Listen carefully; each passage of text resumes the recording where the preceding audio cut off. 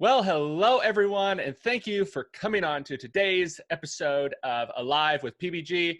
I have a very special guest. If you don't recognize him already, you will very soon, and that is Chuck Carroll. Chuck, how are you doing today? I'm doing great. Thanks so much for having me, my man. Well, it's I know a lot of my listeners see you on the Physicians Committee podcast, and they see you interviewing many people, and you've got a wonderful story, and I know you've told it before, but I thought today we'd have you on and just discuss your incredible journey. We have Chuck on, but that's really just what's left of you at this point.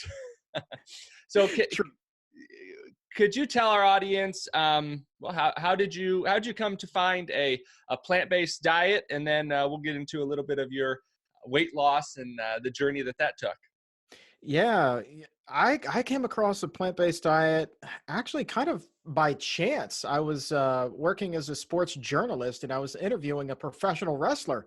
And he was telling me about this book that he had written. This is a gentleman by the name of Austin Aries. And I'm interviewing him about this book. And it's all about his plant-powered journey all the way up to WWE. And this is a guy who was born in Wisconsin, the meat and cheese capital of the US, right?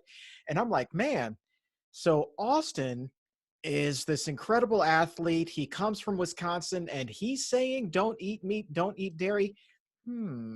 There's got to be something to this. So I started doing a little bit of research, watching some documentaries, and lo and behold, I was like, oh my gosh, where have you been all my life? Plant-based diet, And so I just kind of overnight went all in on this thing, and I don't regret it. Because I'm sure, as you know, as all of your listeners know, you can check off so many boxes beyond weight loss when it comes to a plant-based diet. Cancer, Alzheimer's, all of those heart disease, they just run rampant in my family. And knowing that I can lower my risk so much just by adjusting what it is that I've been eating, I sleep a whole heck of a lot better every night, I got to tell you. Awesome. And for our listeners that don't know, what did life look like, and how long ago was that, and then what did life look like for you weight wise, health wise, before you had done? Because if I were to just have listened to what you just said, I thought, all right, well, I see Chuck now. He's a fit guy. He was probably a little bit overweight. He probably was doing some exercising. It probably wasn't that big of a transition, but it was a big deal. Yeah, so at my heaviest I was 420 pounds. So I'm 5'6" on a good day, right? So I had a 66-inch waist and wore a size 6XL shirt. And I mean, life was a struggle at that size. I was in my mid-20s and I just remember thinking there is no way I'm ever going to live to see 30 years old if I keep this up, because I couldn't walk more than 15 or 20 feet without my chest really starting to hurt. You always hear about this proverbial elephant sitting on your chest, and that's exactly what this felt like. And I would just start sweating profusely, and knowing that my grandfather died of heart attacks. He had a series of them before I was even born, and I never got the opportunity to meet him. And then knowing my own father's history with it, and my grandfather on my mother's side, his history with it, it's just like so much. And I'm kind of staring my own mortality right in the mirror every single day. And that was just like a real wake up call for me. Definitely. Yeah. I mean, we all have those wake up calls. And when I had broken my back, and I was a college football player at Nebraska. And at that point, right, I found myself not in the exact position as you, but I found myself as a 19-year-old who was now unable to walk with a new metal back, and wondering if I would ever be able to have a physical life again, if I was going to be able to hold my future children or play with them in a normal manner. And so that we all have those critical points, and you definitely hit that. I guess here's a question that I would have is how, I had gotten up to 260. That was after I'd hurt my back, and I'd always been bigger, but how does someone get to be, you're not 6'4", you're so 400 pounds. How do you get there? Because it doesn't happen overnight, just like weight loss doesn't happen. But what partook for you to get to that weight? Oh man, I mean, you're talking about a story that began essentially at birth. I mean, so the seeds to obesity were planted at a very early age. And a lot of it had to do with the fact that my brother and I were raised by a single mom, not a whole heck of a lot of money, and certainly even less time. And so many nights, dinners would be through the drive through. And that's just kind of where it started. And then after school, he and I would go and we would stay with our grandma. And she was also on limited income, shall we say, and did not have the healthiest foods in the house. All of it, coming out of boxes and bags and, all of that highly processed stuff. But the one thing that she did have that was fresh, I'm going to put that in quotes, was a jar of bacon grease on top of the stove. And it didn't matter what she was cooking, there was always this scoop of grease that went into it. I mean, she could be percolating coffee in her old coffee percolator and throw a couple of scoops of bacon grease in there. It was just disgusting. But after a while, when you eat that way with all of that fat and that salt, I guess my brain just became addicted to it. Mhm. And we do have addictive tendencies in my family. Some people struggle with other things. For me, food was my problem. And it took a hold of me before I even realized it, to the point where I couldn't go a day without going to the drive-through. And when I would try to diet, I would sneak out in the middle of the night and go to a 24-hour Taco Bell, load up on $20 worth of food, bring it home, and gorge, and then hide all of the evidence before anyone else woke up, because I didn't want to disappoint them. But that was the call that food had on me. And if I really tried hard, by the second night when I wasn't eating that, I would get so angry that one time I actually put my fist through a wall and then through a door, just because I wasn't getting my fast food fix. Yeah, that's it can be food can be so we don't think of it like that all the time unless you're kind of in the middle of it. But food addiction is real, and um, it's sad because it's something, there's other addictions that you can really try to get away from it, but you've got to eat. I forget which plant-based they would do, but unlike most addictions, you have to do this 3 times a day if you want to stay alive, and you just have to do it right. And what so you were eating the standard American diet, or as I like to say, like I ate, like my dad ate, and like many of my family has eaten before eating a plant-based diet, and unfortunately, like many of them still do, is eating a standard American diet on steroids, right? Yeah, It's not yeah. it's not a lunch meat sandwich that's got pieces of bread like this. It's a lunch meat sandwich that's this thick with about 2 inches of meat and cheese in it, and not uncommon for many families, but we see it over and over again, and unfortunately, the developed world is getting fatter and sicker and fatter and sicker and fatter and sicker, and it all comes down to the food. When you made that switch, you made it sound like it was easy, but I can't guess that it was easy for a 400-pound person to just make a switch in diet overnight. Or had you been dieting and kind of going back? Because for me, it was like I tried all the different fad diets or the animal-based diets. I come from an animal science background. I got a degree in livestock production, and so I tried all the animal-based diets until I realized that they weren't working, and my 300-pound nutrition professor wasn't giving me sound advice. And so for you, when you did make that switch, what were some of the first changes you made? And was it, oh my gosh, this is more than a diet, I know it already, or it was kind of rough and you had to really go through it in steps? Well, here's the funny thing, right? So I actually lost a lot of weight without going to the plant-based diet. But here's where the plant-based diet for me becomes ultra critical, is that for the first time in my life, I never had to worry about that rebound, that yo-yo diet, because you just hit the nail on the head, man. It's like everybody loses weight and then boom, that weight just comes back on. There were times when I would lose 70 and 80 pounds and put 120 back on. See, that's how you get up to 420 pounds, because you always come to this point, and I don't care how you lose the weight, you always come to this point. It's like a fork in the road, right? And you can go left and you can continue on the healthy path that you're on, or you can turn right and go right back to the way that you were eating.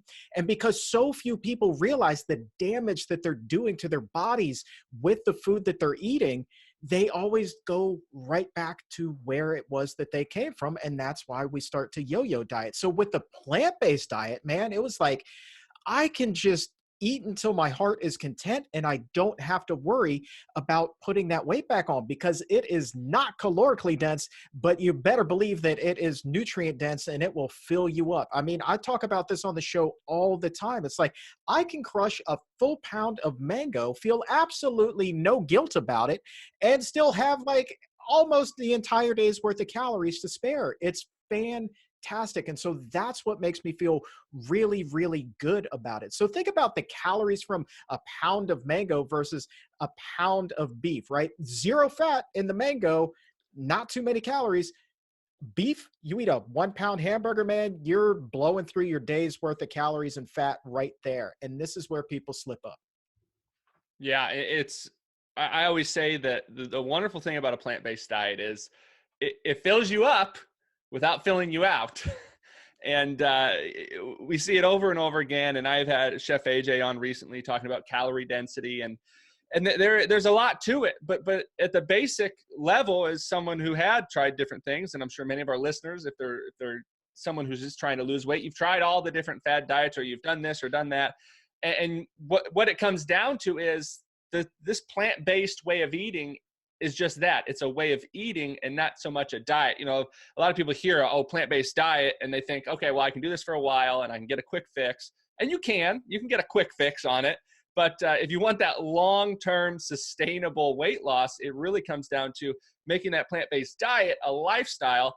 And that's something that you've really become a champion for. And Chuck, if you don't know this, is the people's weight loss champion. That I think that's in his header on Instagram, and I believe it. And I believe it because when you lose that much weight, you're for sure a champion. So when we're talking about losing the weight, what are some of the meals, some of the recipes, some of those what I call the simple starchy staples, foods that people in populations have eaten for thousands of years without being plagued by the chronic diseases that are running rampant in our modern world, like obesity, type 2 diabetes, and heart disease? And so what are some of those foods, those simple starchy staples, those fruits and vegetables that you have built your diet around now that you've lost weight and you've been keeping it off? Oh man. So, all right. So there are a few staples in my refrigerator that must be on hand at all time. And it starts with frozen bananas, frozen ripe bananas. You can never have too many of them. And I never thought in a million years the old me would say, yeah, man, let's load up the freezer with bananas, right? It sounds absolutely crazy. But bananas are one of the most versatile foods that you will ever eat in your entire life. You can slice them up, put them on top of like hot oatmeal, and that'll cool it down. It'll make it nice and creamy. You can make an ice cream. You can do smoothies with them. You can eat them by themselves if it's just a hot day and you feel like you want a sweet, easy snack. Boom, a frozen banana. It sounds crazy, right? But man, they are so good. So you've got that. But really, my favorite meal of the day is always dinner. I love love my kitchen sink salad at the end of the day. Now, people always want a recipe, and I honestly can't give you one because it changes every single night. Because it is quite literally, I am throwing everything but the kitchen sink at this salad. It is everything that I have in the refrigerator, just basically piled on top of a bed of greens. So it's typically going to be some grains in there, brown rice, maybe some chickpeas or kidney beans, black beans, whatever the case may be. Throw that in there. You know, if I have some roasted vegetables, roasted Brussels sprouts, throw that in there. Boom. What else do I have in there?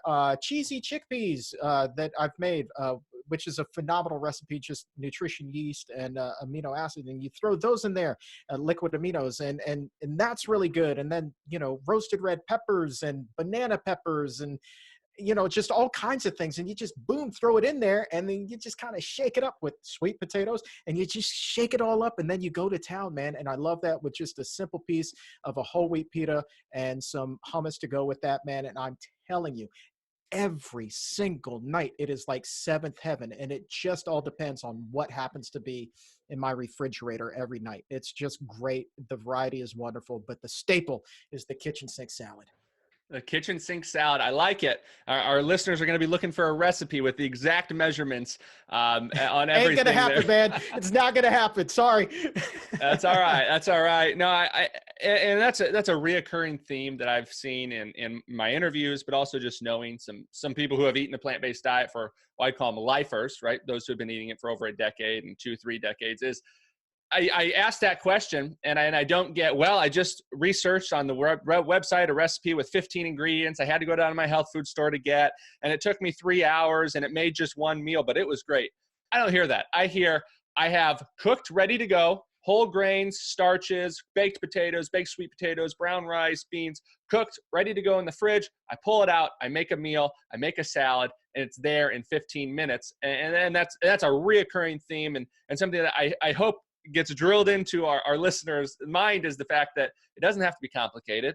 It can be as simple as you want to make it, because even if you're eating a simple whole food plant-based diet, you're still eating dozens and dozens of various whole plant foods, and you're going to have a good amount of variety there.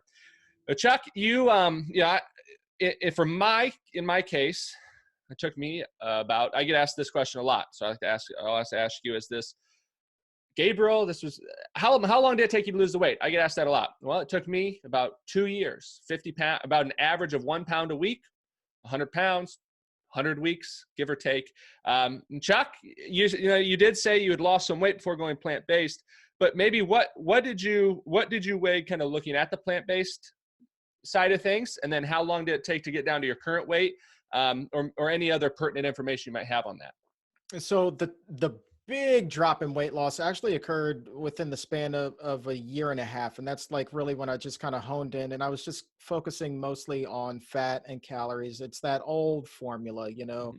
that we all pay attention to. But I was just super gung ho about that. And I was just making sure that I was walking 5 miles a day. I think that, nutrition is 90% of weight loss. There's no question about it, but it's important that you also stay physically active, even if you don't become, just an absolute, meathead in the gym. So just built up to walking a whole lot, watching the calories, but my weight was actually starting to creep back up before I found the plant-based diet. And this was due to a multitude of things, including, a bad breakup with the girl. And this is something I don't talk about on the exam room, right? So here we go. So, we all have those moments in life where Sure. it's just like, I'm gonna reach for that comfort, man. And I just saw my weight. I had bottomed out, and I'm coming up. I was like, oh, daggone, man, I'm at 160.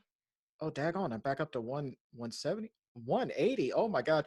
Well, and then my mind started to revert back to the old me where I'm like, if I just get back up to 200, I'll be okay. I can maintain that, right? And then it just hit me just like a ton of bricks. I was like, oh my God, I can't possibly think like that, because 200 becomes 210, and then 210 becomes 250. And then I'm right back in the same boat where I was before. And so the plant-based diet, man, it was like within just a couple of months, all of that weight just came pouring right back off because I cut out the junk food again. So I never went back to fast food, but I was eating things like tortilla chips and, homemade pizzas with cheese and things like that on it. So I had sworn off fast food, never going back to that. But there's a lot of damage you can do just by going to your cupboard, man. And I was a one-man wrecking crew. For sure, for sure. When you did make that, were you? You get asked this a lot too, when we talk about those who've lost a lot of weight or who have been doing this for a while. Is, did you cut out? You mentioned the pantry and you kind of went back to it there, but when you're looking at your pantry, were you able to cut everything out? Did you throw out all the non-compliant food? Did you throw out the vegan celebratory type foods and just go for the healthy whole plant foods, or did you leave it there? Did you donate it? I guess this a lot because there's the other side of things is there are those who are in relationships that maybe their significant other is just staked to their place and eating a standard American diet until it runs them to the grave. And they're not, nobody's cleaning out my fridge. Nobody's cleaning out my freezer or pantry. So did you do that? Did you clean everything out? Were you able to hold fast and just forget about the things in the pantry? What'd that look like? There may have been some other people in the house that enjoyed the foods that I was no longer going to eat. But it's so funny. You talk about being in a relationship. My wife, she, when I introduced her to the idea of going vegan, I mean, she was like, you already eat so daggone healthy. What in the world are you thinking about? Why do you want to do this and that and the other? I was like, it's cool. Let's just watch this documentary together. And so I showed her what the health, and it was like overnight she was on board too. So that, Awesome. just to have that kind of support system there was great. But as far as like the foods that had already been brought into the house, they got taken care of by some other people. All right. All right. That's good information there. Cause one thing it was funny. I said, I had Chef AJ on not too long ago. And one thing she had said was she works with a lot of different people who are trying to lose weight. And she said, it's just a miracle, Gabriel. All these people who just couldn't lose the weight, they just couldn't do it. And they never went out to eat ever. And they never ate any junk food, but they couldn't lose the weight.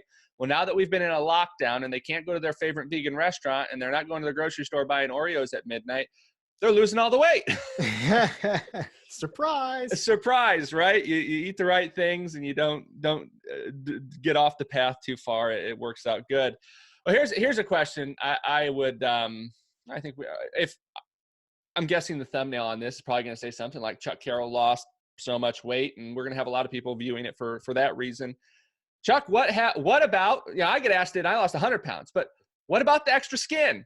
What about the skin? And I'm just asking because, and I get asked it a lot, and I'm sure you get asked it a lot. So maybe answer it and try to maybe tell people never to ask it again. I don't know but I'm sure you get it asked, but what's your response to that? Well, telling people to not ask about extra skin is like asking them not to breathe. Like it's just not going to happen. I still have it. It's just kind of conveniently hidden. I have a ton of it around my abdomen and even some under my arms. I got, my arms look like my grandma's arms back in the day. They got this little flap under there. And sometimes if I'm bored, I'll just do this bit and like watch it swing back and forth. And it's on my thighs and stuff. But here's the thing, right? And this is what I tell people. And if you've never been significantly overweight, you may not understand this answer. But the fact of the matter is the extra skin is irrelevant, right? The old me, if you would have said, all right, you're going to lose weight, that's fantastic, but you're going to have 20 pounds of extra skin hanging off of you. The old me would have been like, I'm just not going to lose the weight then. I don't want that extra skin. But I will tell you here today that I would much rather have these 20 pounds of this 20 pounds of extra skin than be in that early grave.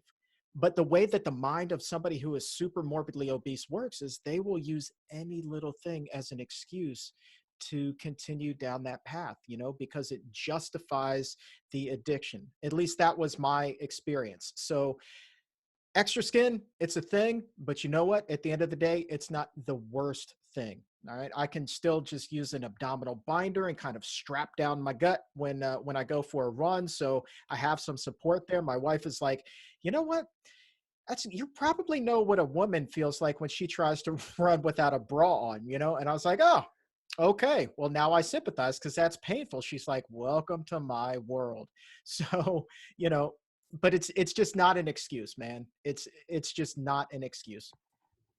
Perfect answer. Perfect answer. I people do ask that question, and they always say, well, I'm just worried. So it's not just morbidly obese people either. It's like, we got people who are 30, 40, 50, 100 pounds overweight. And I guess maybe you'd be morbidly obese depending on your height at that point. But you have people who are somewhat overweight and they say, well, what about the skin? Like they would much rather carry around that extra 100 pounds or 50 pounds. And you're right. It is an excuse. And whether it's, well, I could never give up my favorite food that's not whole food plant-based, or I could never not go out to a restaurant, or I travel. I just couldn't do it because I travel, or I don't want the extra. There's a lot of excuses you can find, but when it comes down to it, when it hits the road, is to say, either you're going to make the choices and the decision that you're going to be healthy by eating a whole food plant-based diet, and there's going to be a lot of benefits to it, and you might have to give up some things, or you're not. And you're a shining example of someone who said, you know what, I'm tired of it. I'm tired of what the old food's doing to me, of yo-yo dieting past and making that switch. And was it easier or harder than you thought? Say 20-year-old Chuck, you would have told 20-year-old Chuck that you're going to be, I don't know, 300 pounds less. You're going to be, but you're going to have to eat no meat, no eggs, no dairy. What would Chuck would have said? And I would have told myself to go pound sand. Like, there's just no way I'm going to give up meat and dairy. And then I would have accused whoever told that to me of being just a tree hugging hippie and get out of my face, you hippie. I have no time for you and your crazy theories. But now looking back, like, I view things completely opposite. Like, what in the world was I thinking back then? Right. So I understand that there was an addiction component, but oh my God, it makes no sense to me now why you would eat meat, why you would eat dairy. So yeah, it was a wild conversation, but I think that there are still people who are, there's this stigma still about being vegan for the majority of people. That's why the standard American diet is so prevalent still. And so I think it's great why, shows like yours and doing the exam room for the physicians committee is kind of destigmatizing things and like getting an opportunity to prove to people like real, hardcore, the most carnivore of carnivore guys. Like, you played football at the University of Nebraska. You're a man's man, right? And so in the locker room, how often did you have discussions about being vegan, right? It just didn't happen, I'm sure. So just kind of opening up people's eyes and letting them know that it's okay. You're going to survive. You're going to be healthier about it. And you can still be as macho as you freaking want without eating a big old steak. Yep, it's just getting people more familiarized to it, and realizing that there is a difference between this is something that I see with my own family. I've helped my mom, my dad, my sister, my mother and father-in-law, and cousins, and some grandparents, and adopting a plant-based diet. And the key for them is just to realize that you don't have to go telling everybody about it unless you don't want to. It doesn't have to be this you don't have to get all the shirts. You don't have to get the hats. You don't have to carry the card in your wallet. All you have to do is just eat beans and rice and sweet potatoes and fruits and vegetables. And that's the end of it. It doesn't have to be this life altering, change of persona. It could be, and a lot of times it is, because it does change some of your thinking about the world around you when you realize that there's a reason that everybody's getting fat, sick, and overweight, and being in and out of hospitals, hooked up to machines on every pill, potion, prescription could be written under the sun. And so, and it's, I'm glad. Well, I'm glad that our listeners got to see that or hear that, because I'm sure a lot of them, if they're a newer follower to a plant-based diet, or maybe they're just tuning in, that caught their eye, is to say, you don't, even if you thought this was the furthest thing from that you could have ever done just a few days ago or a few years ago or a decade ago, it just doesn't mean you can't make that choice. It doesn't mean you can't make that switch. Chuck, you've kind of gone over and over again, and I want to pinpoint this, is you have made it seem pretty easy that you got on a plant-based diet. You do the kitchen sink thing.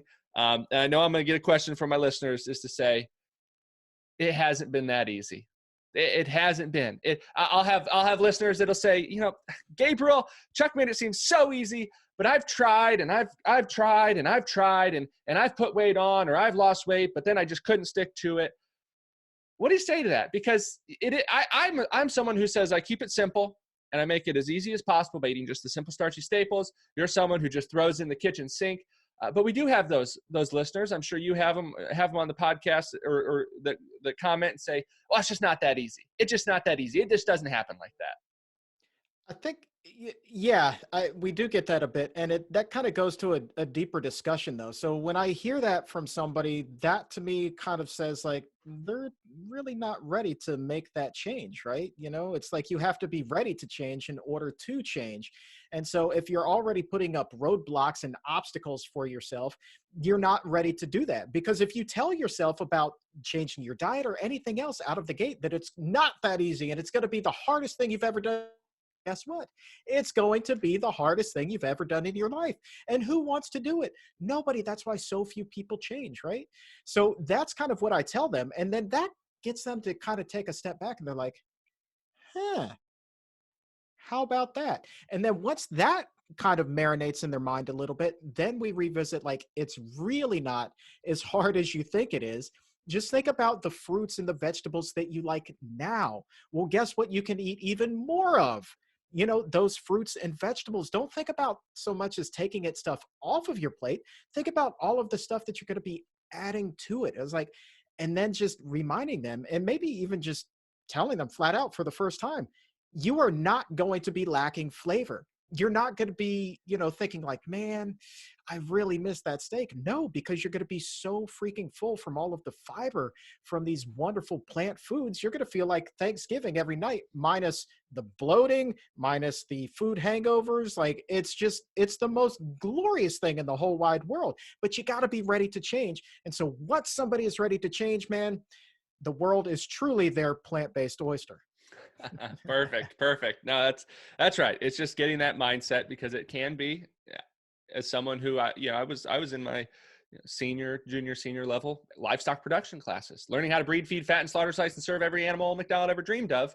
And I had to make that realization that this wasn't the way of eating that was promoting health, and it wasn't promoting health in my family. It wasn't clearly promoting health for myself. And when we're ready for that, it's amazing. Unless you're right there, you just don't understand how simple and easy it can be, because it's just the switch goes off and you realize, all right, well, I know what I need to eat. Now I need to do it.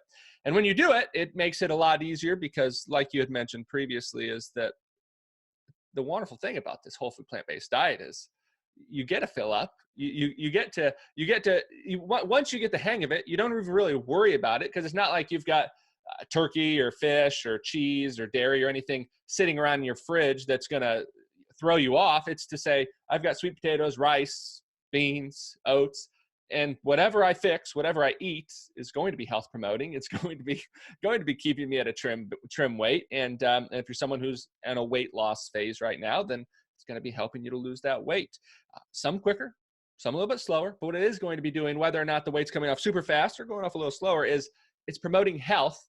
And whatever diseases or ailments that could be working their way up, brewing in your body, you begin this plant-based diet, and the weight it's a good sign that things are going and things are improving. But really, your overall health is our major goal, and the weight comes along with it. It definitely does. Chuck, you've interviewed quite a few interesting people and really some pioneers in the plant-based community, to say the least, on the Exam Room podcast, hosted by, or what is it, broadcast by the Physicians Brought Committee? Brought to you by the Physicians. Brought to you by the Physicians Committee. That's right. And yeah, I think our viewers have probably seen you or seen you interviewing some people on there. And what are some things, a couple things that you've learned from some guests that would be helpful to our listeners who are beginning a plant-based diet, continuing a plant-based diet, and want to see themselves eating plant-based up until their 90s and well into their centenarian ages? Oh, I like that centenarian, man.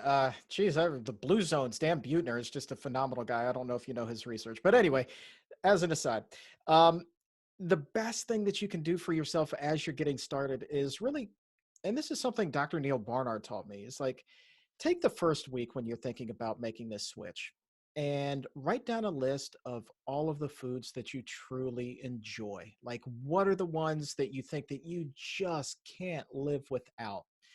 And once you have that list, research ways to make them plant-based, or veganize it, as the cool kids say.